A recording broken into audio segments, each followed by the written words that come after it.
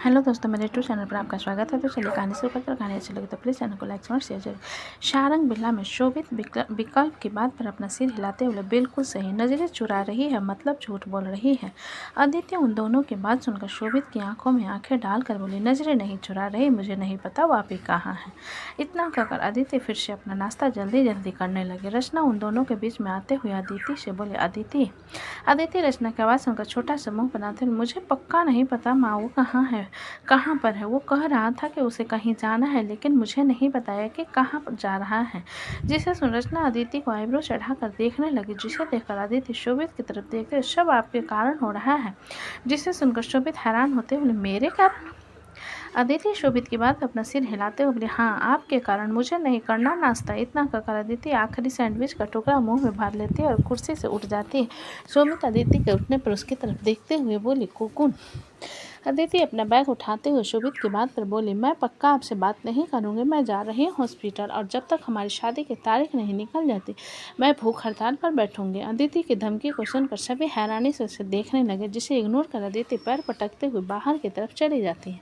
महक अदिति के जाने के बाद शोभित की तरफ देखकर बोली, लगता है कि शादी की डेट निकलवानी ही पड़ेगी। जिसे सुनकर शोभित अपना सिर हिलाते बोला, सही कहा, सब उसकी बहन की छत्रछाया का नतीजा है। महक शोभित की बात पर उसकी तरफ देखते हुए, क्या मतलब? महक की थोड़ी सीरियस आवाज़ पर शोभित उसकी तरफ देखते हुए बोला, उसकी बहन की बात कर रहा था, तुम्हारी बात नहीं कर रहा। महक शोभित की हड़बड़ाता हुआ देखकर बोले, मैं भी तो उसकी बहन हूँ। जिसे सुनकर शोभित अपना सिर हिलाते हुए लगा, मैं फलक अवस्थी की बात कर रहा था, तुम्हारी नहीं। ये सुनकर मुंह बना लेती और सभी लोग नाश्ता करने लगते हैं। नाश्ता पूरा होने के बाद शोभित और विकल्प ऑफिस के लिए निकल जाते हैं और अमृत महक को लेकर हॉस्पिटल जाने वाला था। वैशाली किचन में जल्दी जल्दी खिचड़ी बना रही थी, जिसे देखकर महक बोली, क्या बात है, बहुत प्यार आ रहा है तुम्हें अपने बड़का भैया पर। वैशाली जो कि बुक में देखकर सारी रेसिपी फॉलो कर रही थी, महक को चुप करवाते हुए, हम भूल जाएंगे, आप चुप रहो। जिसे सुनकर महक मुस्कुरा देती है। जब शिवांश दौड़ते हुए महक के पास आकर कहता है, मॉम मेरा रिजल्ट आ गया। शिवांश की बात सुन महक मुस्कुराते हुए, मुझे पूरा यकीन है तुम्हारे काफ़ी अच्छे नंबर आए होंगे। महक के बात पर शिवांश अपना सिर हिलाते हुए उसे फ़ोन दिखाते हुए बोला, देखिए हमारे वेबसाइट पर सब लोगों के रिजल्ट शो कर रहे हैं, मेरा सबसे ऊपर है 100 नंबर। जिसे सुनकर वैशाली शक्कर का डब्बा खोलकर उसमें से शक्कर शिवांश के मुँह में भरते हुए बोली, बधाई हो, 100 नंबर पर पास हो गए तुम। जिसे सुन शिवांश शक्कर चबाते हुए वैशाली की तरफ देख, आप बहुत अजीब हो चाची। वैशाली शिवांश की बात पर इग्नोर करते हुए फिर से खिचड़ी पर फोकस करते हुए बोली, कहीं हम नमक की जगह शक्कर न मिला दे, फिर बड़का भैया हमारी ऐसी की तैसी कर देंगे। जिसे देखकर शिवांश मुस्कुराते हुए महक की तरफ देखकर बोला, मुझे पापा को बताना है। महक शिवांश की बात सुनकर अपना सिर हिलाते हुए बोली, जरूर। और वैदिक का क्या हुआ? महक के सवाल पर शिवांश अपना सिर नहीं में हिलाकर बोला, वो तो फ़ोन पर आया होगा, नोटिफिकेशन देख कर आता हूँ। इतना कहकर शिवांश दौड़ते हुए वैदिक के कमरे की तरफ चला जाता है। महक वैशाली की तरफ देखती है, जो कि अभी भी खिचड़ी में बिजी थी। जिसे देखते हुए महक एक गहरी सांस भरकर बाहर आती है तो देखती है अमृत, अव्यक्त और समृद्धि दोनों की चोटी बना रहा था और पैर से एकांश के झूले को झुला रहा था। ये देखते हुए महक उनके पास आते हुए बोली, भैया चलिए हम हॉस्पिटल चलते हैं। महक की बात सुनकर अव्यक्त अपने हाथ उसकी तरफ बढ़ाते हुए, मम्मा। अव्यक्त के इशारे को देखते हुए महक उसे अपनी गोद में उठाते हुए, क्या हुआ अभी? अव्यक्त महक के कंधों पर अपने सिर रखते हुए धीरे से बोले, डैडा। महक अव्यक्त की बात पर उसके सिर को धीरे धीरे चलाते हुए बोले, आपके पापा बिल्कुल ठीक है, कुछ दिन बाद वो घर आ जाएंगे, फिर आप लोग सबको परेशान करना। समृद्धि महक के बात पर उसकी तरफ देखते बोले, मम्मा। अव्यक्त समृद्धि के बात सुनकर उसकी तरफ घूर कर देखने लगा, जिसे देखकर समृद्धि मुंह बनाकर महक की तरफ देखते हुए बोली, मम्मा। महक समृद्धि के बात पर बोली, क्या हुआ समृद्धि? समृद्धि महक के अटेंशन को पाकर अमृत के बनाए अपने बालों की चोटियों की तरफ इशारा करते हुए बोली, छोटी। महक समृद्धि के इशारे पर अपना सिर हिलाते हुए बोली, बहुत अच्छे लग रहे हैं। महक की तारीफ को सुनकर अव्यक्त महक का चेहरा अपनी तरफ करके अपनी चोटी की तरफ इशारा करके बोला, माई।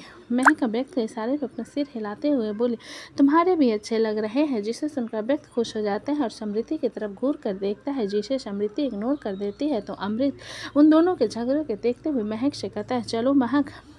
महक अमृत के बाद अपना सिर हिला अव्यक्त को नीचे उतारने लगी, जिसे देखकर अव्यक्त कसकर महक को पकड़ते हुए बोला, नू। महक अव्यक्त के जिद को देखते हुए उसकी तरफ देखते हुए बोले, अभी मुझे आपके पास पापा के पास जाना है, मम्मा शाम तक वापस आ जाएगी। अव्यक्त महक के बात पर रोते हुए अपना सिर नहीं में हिलाकर बोला, मम्मा नो।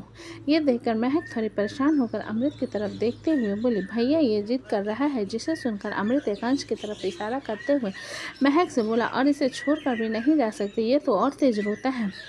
समृति एकांश और अव्यक्त की तरफ इशारा कर देखकर महक के पास जो उसके पैर को पकड़ते हुए बोली, मम्मा।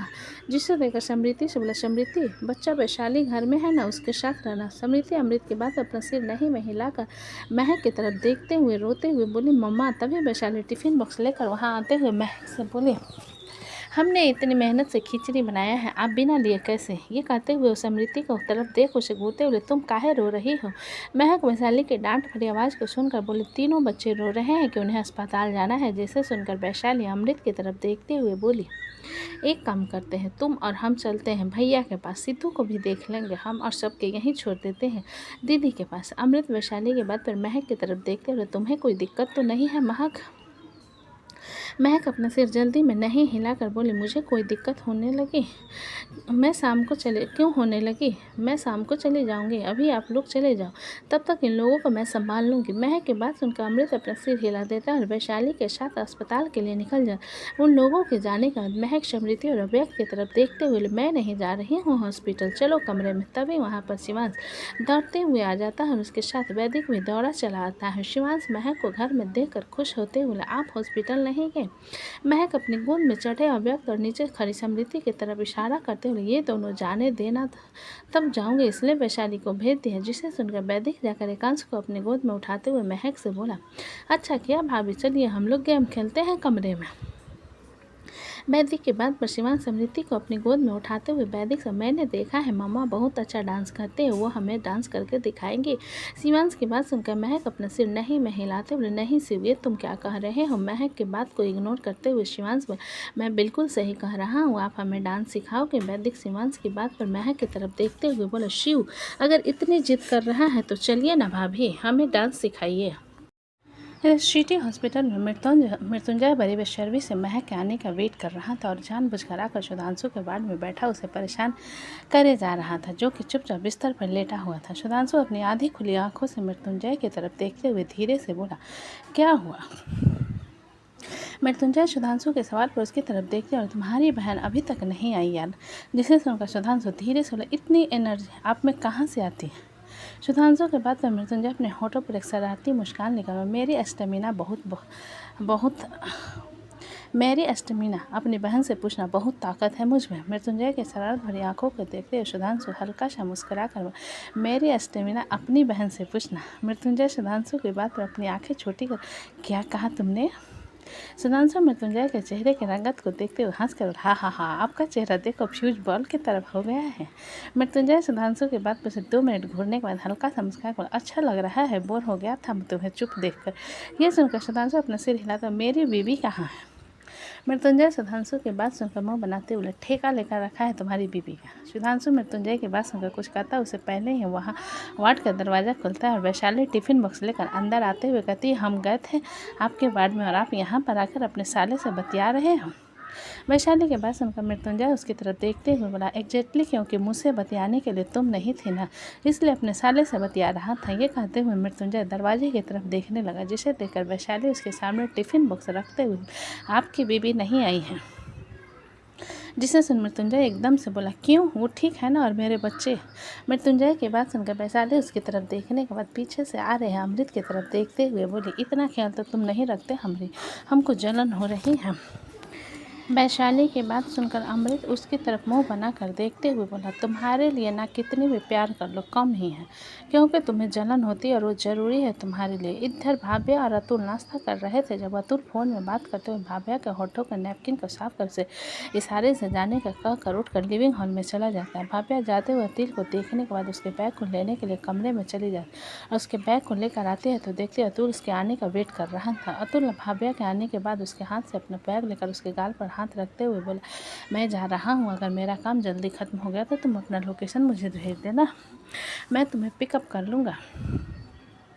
जिसे सुनकर भाभी अपना सिर नहीं में हिलाते बोले, नहीं मैं जल्दी वापस आ जाऊँगी, आपसे तो जल्दी वापस आ जाऊँगी। भाभी के बाद अतुल अपना सिर हिलाते बोले, तो मैं आता हूँ। भाभी अपना सिर हिला देती है तो अतुल उसके गाल पर किस करके मुस्कुराते हुए वहाँ से ऑफिस के लिए निकल जाता है। अतुल के जाने के बाद भाभी जल्दी से कमरे में जाकर अपना बैग उठाते हुए बोली, मेरी अच्छी खासी लाइफ में अब मैं तुम्हें आकर इंटरफेयर करने नहीं दूंगा बिप्लो, पूरी बात ख़त्म करना ही होगा। इतना कहकर भाभी अपना पर्स उठा लेती है और उसमें अपना फ़ोन पैसे डालते हुए घर से बाहर आती है और बाहर आकर अपने लिए बुक किया हुआ कैब जो कि वहाँ आ चुका था उसमें बैठकर ओरियो कैफ़े के लिए निकल जाती है। कुछ देर बाद भाव्या की कैब आकर ओरियो कैफ़े के बाहर रुकती है और भाव्या कैब से बाहर आते हुए एक नज़र कैफ़े को देख गहरी सांस भरकर अंदर चली जाती है। भाव्या अंदर जाकर इधर उधर देखने लगी जब उसकी नज़र वहाँ पर बने एक प्राइवेट एरिया में गई जहाँ पर विप्लव बैठा कॉफ़ी मज़े के साथ पी रहा था। भाव्या विप्लव को देखकर अपनी मुट्ठी मजबूती से बंद कर वहाँ आते हुए विप्लव से बोली,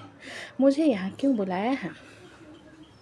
भाव्या की अचानक आवाज़ सुनकर विप्लव के मुंह से कॉफ़ी निकलते बचा और टिश्यू पेपर से अपने मुंह को साफ करते हुए भाव्या की तरफ देखा, क्या मिसेज राजवंश, अभी डर गया था मैं।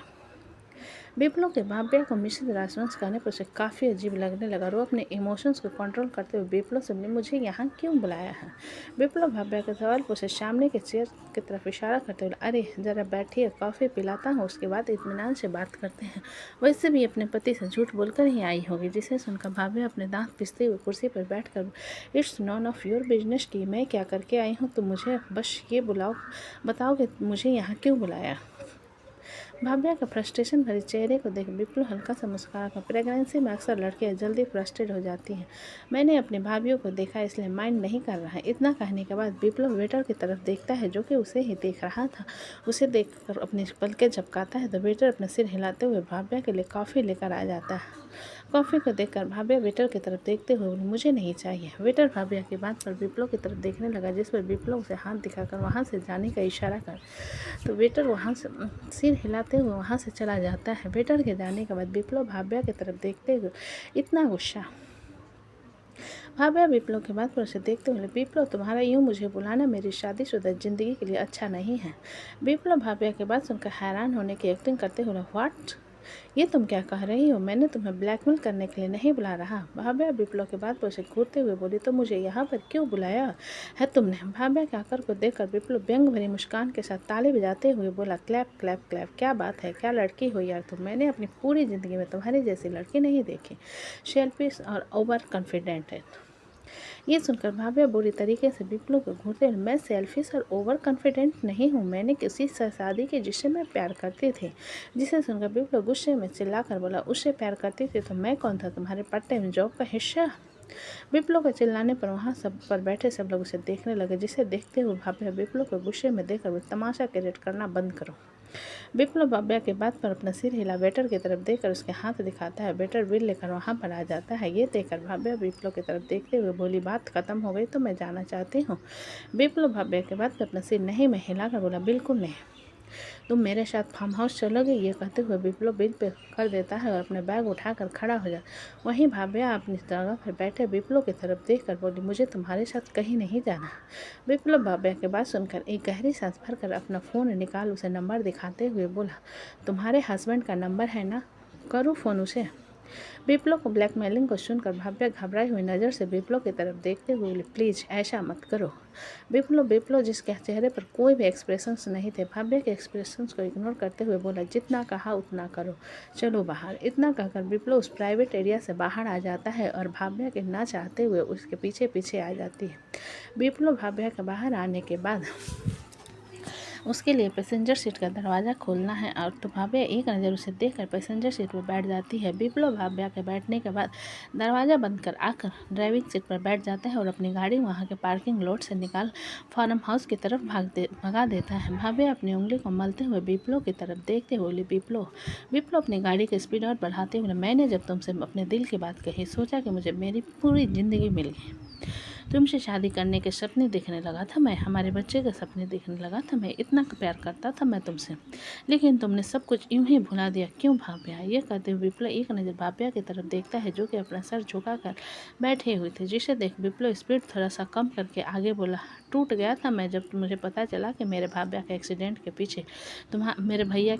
के पीछे तुम्हारे भाइयों का हाथ है। जब मेरे भैया की वापसी हुई फिर से दीवानों की तरह तुम्हें चाहने लगा, लेकिन तुम्हारा कोई पता नहीं चला। जब मैं राजस्थान था तब तुम्हारे लेटर्स मिलने लगे मुझे, तब मेरे टूटे हुए दिल को मानो फिर से जुड़ने का एक रास्ता मिल गया हो, और अचानक तुमने बंद कर दिया लेटर भेजना मुझे क्यों।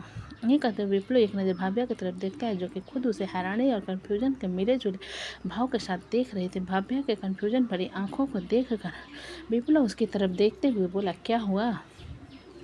भाव्या विप्लव के बाद अपना सिर नहीं में हिलाते हुए, मैंने तुम्हें कोई लेटर्स नहीं भेजे, पिछले 15 महीनों से मैंने तुमसे कोई कांटेक्ट नहीं किया। भाव्या की बात पर विप्लव उसकी तरफ एक नज़र देखने के बाद फिर से ड्राइविंग पर फोकस करते हुए, झूठ बोल रही हो तुम। जिसे सुनकर भाव्या जल्दी से अपना सिर नहीं में हिलाकर बोली, नहीं विप्लव, मैं झूठ नहीं बोल रही, मैं सच कह रही हूँ, मैंने तुम्हें कोई लेटर नहीं भेजा।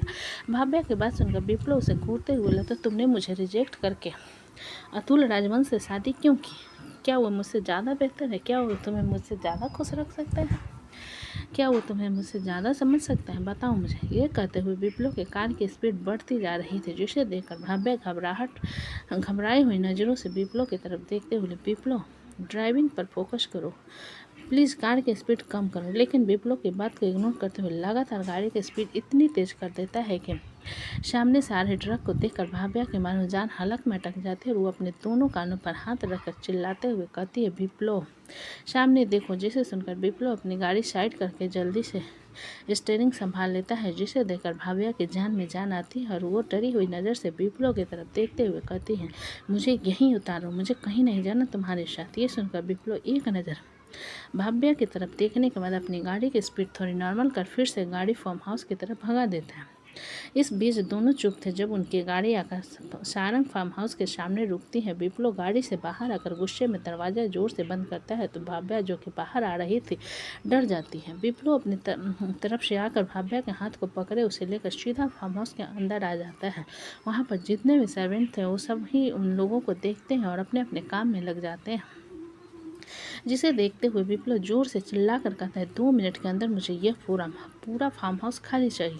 विप्लव के चिल्लाने पर सारे सर्वेंट वहाँ से चुपचाप निकलकर सर्वेंट क्वार्टर की तरफ चले जाते हैं। तो दोस्तों कहानी कैसी लगी मुझे कमेंट में अच्छी लगे तो प्लीज़ चैनल को लाइक करें, सब्सक्राइब करें और ज़्यादा से ज़्यादा शेयर करें। कहानी को पूरा सुनने के लिए धन्यवाद।